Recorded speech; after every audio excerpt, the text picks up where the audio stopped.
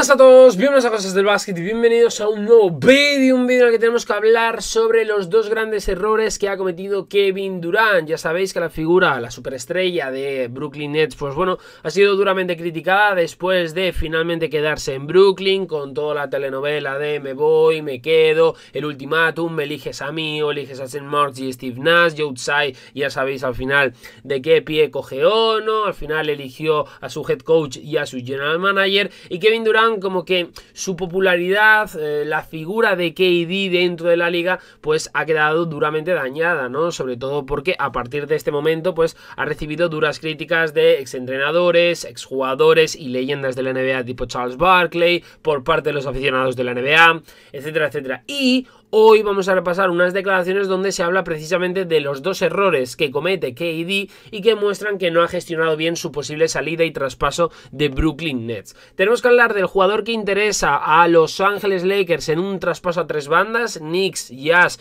y los propios Lakers, y también tenemos que hablar de la posibilidad de que Westbrook se quede fuera de la liga, se quede fuera de la NBA, porque hoy Bill Simmons lo pone una vez más sobre la mesa y al final es una idea que otra vez se vuelve a comentar. Y recordar que al final siempre cuando se empieza a rumorear una cosa y constantemente ahí pim pam, pues al final lleva algo de razón. Y me llama mucho la atención que otra vez se especule sobre que Russell Westbrook, si sale de Lakers, no vuelva, no a un equipo tipo de la división del Pacífico o por ejemplo vuelva a OKC, no, es que se habla de que no va a volver ni a los Lakers ni a ningún lado, que se queda fuera de la NBA.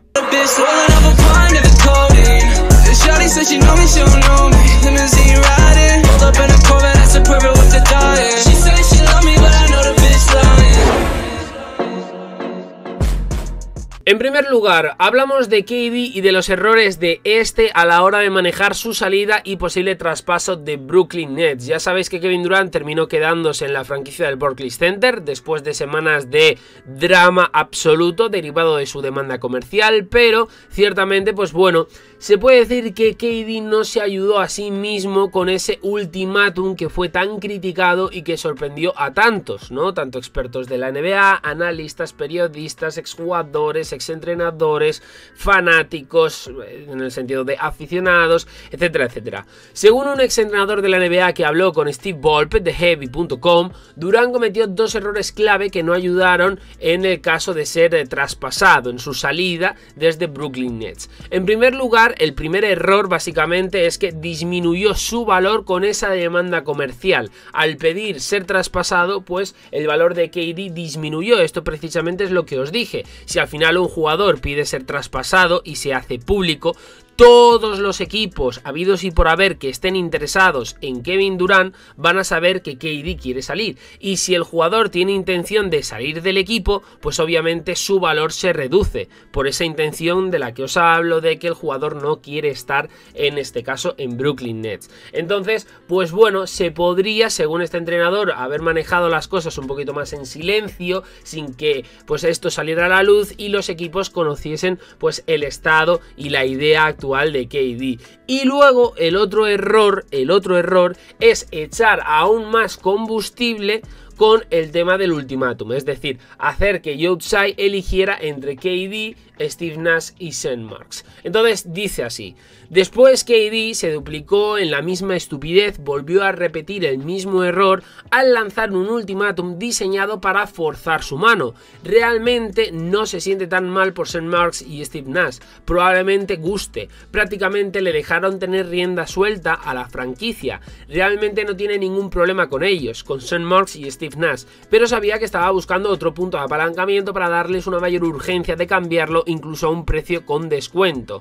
Esto hace referencia directamente a que el ultimátum se comentó, se dijo en su momento que era simplemente para, pues bueno, forzar un poco más las cosas y por parte de KD abaratar su traspaso. Recordar el enorme precio que le colocó Brooklyn, ¿no? Después de esa demanda comercial de Kevin Durant, y claro, eso ha sido por ejemplo un tema de conversación importante durante la mayor parte de la saga comercial. Entonces, al final muchos creen que Brooklyn no le ha cambiado porque no ha querido, otros piensan que no le han cambiado porque, pues bueno, al final las demandas comerciales de Brooklyn eran sumamente elevadas. Y claro, aquí entramos en ¿qué vale Kevin Durant? ¿Cuánto vale la superestrella de Brooklyn Nets? Porque claro, como dijo otro general manager de la oficina principal, muchas personas no se dan cuenta de lo difícil que es darle un valor adecuado a una superestrella como por ejemplo KD.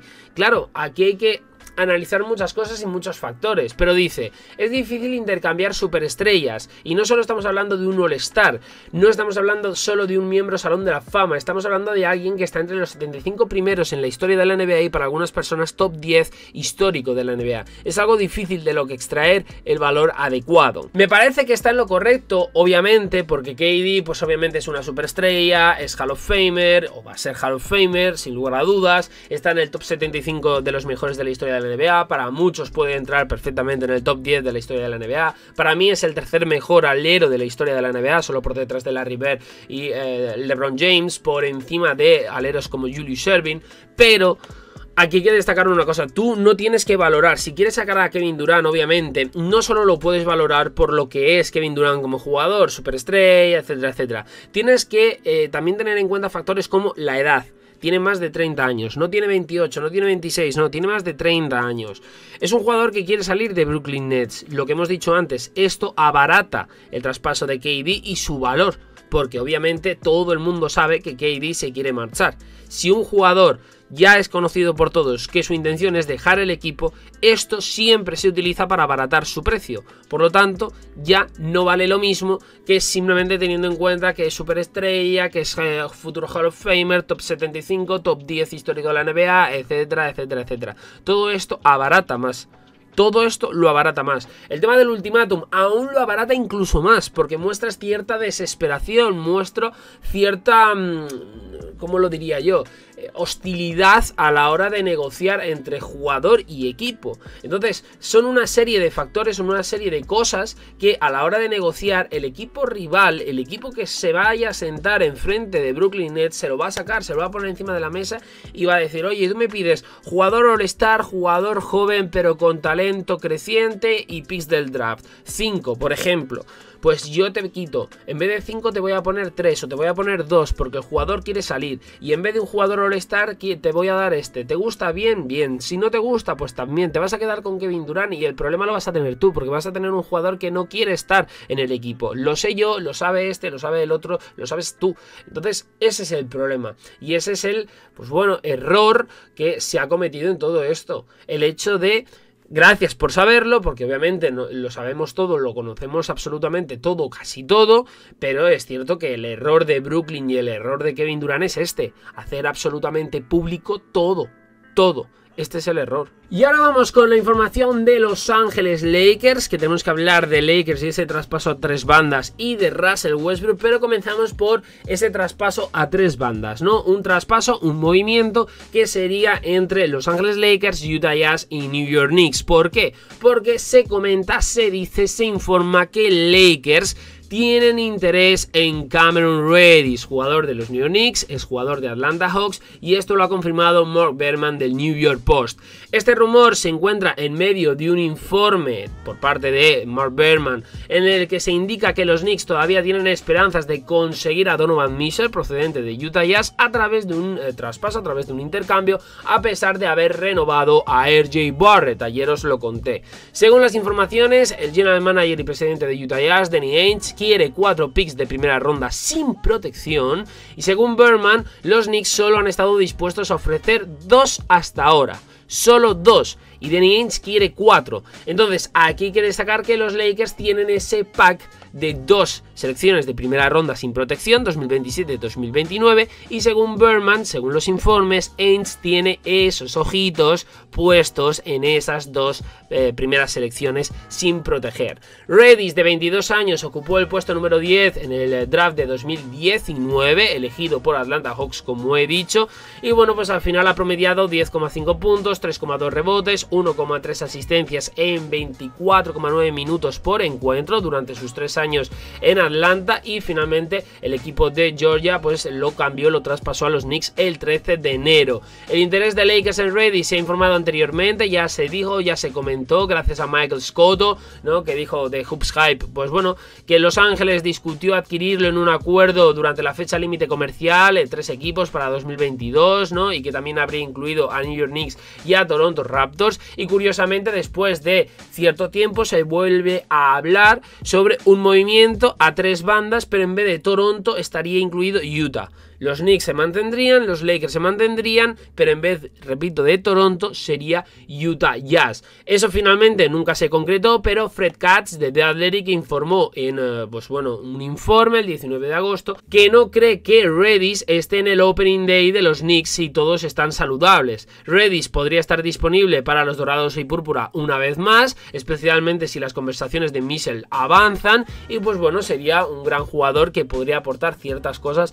a la alineación de Darvin Ham, LeBron James, Anthony Davis y quién sabe si de Russell Westbrook, porque de Russell Westbrook ahora mismo se vuelve a comentar lo que ya se dijo en su momento, que el futuro de Russell Westbrook, ojito, porque puede ser gran duda, pero sobre todo no en los Lakers, sino en la NBA. Es cierto que en las últimas horas se ha hablado y se ha comentado la posibilidad de que Patrick Beverley y Russell Westbrook jueguen juntos. Se ha dicho que Darvin Ham ha hablado con los dos y les ha asegurado que están trabajando en posibles alineaciones donde estén presentes los dos, tanto Patrick Beverley como Russell Westbrook, pero también es cierto que esa posibilidad de que no vuelva a la NBA está ahí. ¿Por qué? Porque el analista de la NBA, Bill Simmons, pues ha dicho que separarse de los Lakers no sería el peor escenario incluso para Westbrook. Según la reconocida emisora y el analista de la NBA, en realidad es muy posible que el ex MVP de la NBA no termine en la liga si lo terminan cortando, en este caso por ejemplo Utah Jazz. Si ese traspaso sucede, creo que está fuera de la liga. No lo digo a la manera de Skip Bayless, simplemente creo que es el tipo raro de persona en el que si eres un equipo de tanking o un equipo de lotería, ¿para qué lo traerías? Todo lo que va a hacer es tratar de jugar 40 minutos por partido y aumentar las estadísticas y hacerte más competitivo. Entonces, un buyout sería el resultado probable si un equipo, por ejemplo, como Indiana Pacers o Utah Jazz traspasa por Westbrook. Obviamente, de nada te vale si eres Indiana y si eres Utah, lo vas a cortar. Y claro, simplemente pues en este tipo de equipos que les interesa ahora mismo tanquear para conseguir altos puestos del draft, no les interesa una figura como Westbrook. Simmons también además argumenta que en el escenario de que Westbrook sea cortado, ¿no?, le apliquen el buyout, no muchos equipos en la liga estarían interesados en ficharle como agente libre. Si eres un equipo de playoffs, un equipo de postemporada, no puedo pensar en un equipo en el que él sería útil. Él no va a querer salir desde el banquillo, no juega en defensa, no es realmente un buen tirador. Ninguno de esos equipos lo va a querer. Si ese intercambio ocurre y lo cortan, eso podría ser todo para él. Es decir, podríamos estar hablando del final de Russell Westbrook. Sinceramente, a mí me sorprendería muchísimo, pero es cierto que tiene como cierto sentido. Al final, el cartel de Russell Westbrook ya no es el que era, sobre todo tras su paso por Los Ángeles Lakers. Es cierto que ya se redujo en su momento con su llegada a Houston Rockets, donde realmente se vio que no funcionaba, en la burbuja prácticamente estaba perdido.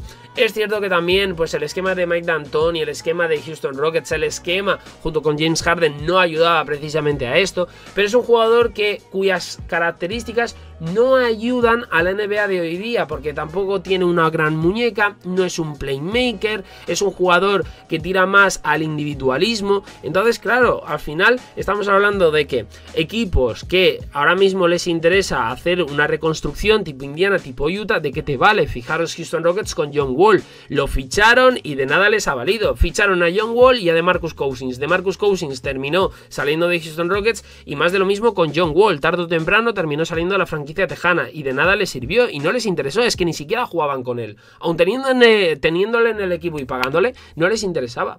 Entonces, ¿de qué te vale Russell Westbrook en un Utah Jazz, en unos Indiana Pacers? De nada.